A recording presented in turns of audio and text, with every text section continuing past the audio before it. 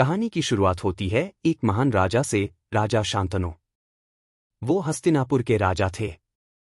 शक्तिशाली, न्यायप्रिय और बहुत अच्छे इंसान। एक दिन वो यमुना नदी के किनारे टहल रहे थे, तभी उनकी नज़र एक सुंदर सी नाविक लड़की पर पड़ी। उसका नाम था सत्यवती। शांतनु को पहली नज़र में ही उससे प्यार हो गया। वो उसके पिता के पास गए और बोले, मैं सत्यवती से शादी करना चाहता हूं।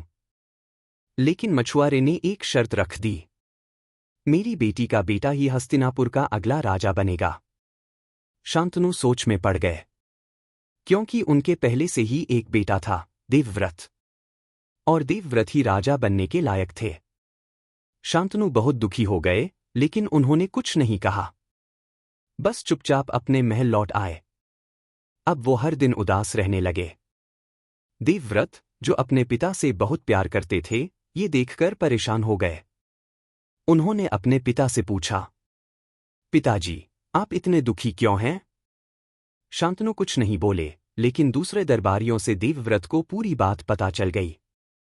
देवव्रत सीधा सत्यवती के पिता के पास गए और बोले, मैं राजा नहीं बनूंगा, आपके नाती को ही राजा बनाया जाएगा। मछुआरा फिर भी डरा हुआ था।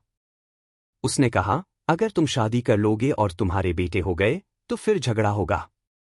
देवव्रत ने हाथ उठाया और एक भयानक प्रण लिया, मैं आजीवन शादी नहीं करूंगा, मैं ब्रह्मचारी रहूंगा। धरती कांप गई। देवताओं ने आकाश से फूल बरसाए। उस दिन से देवव्रत का नाम हो गया भीष्म। जब शांतनु को यह पता चला तो उन्होंने भीष्म को गले से लगा लिया। उनकी आंखों में आंसू थे। उन्होंने आशीर्वाद दिया, तुम जब तक चाहो तब तक जिंदा रहोगे, मौत भी तुम्हारी इजाजत के बिना नहीं आ सकती। भीष्म ने अपनी सारी जिंदगी दूसरों के लिए कुर्बान कर दी। न शादी की, न अपना सुख देखा। उनकी प्रतिज्ञा ने उन्हें अमर बना दिया।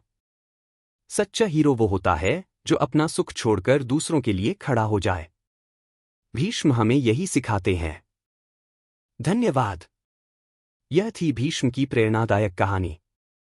ऐसी और पौराणिक कहानियों के लिए चैनल जरूर सब्सक्राइब करें।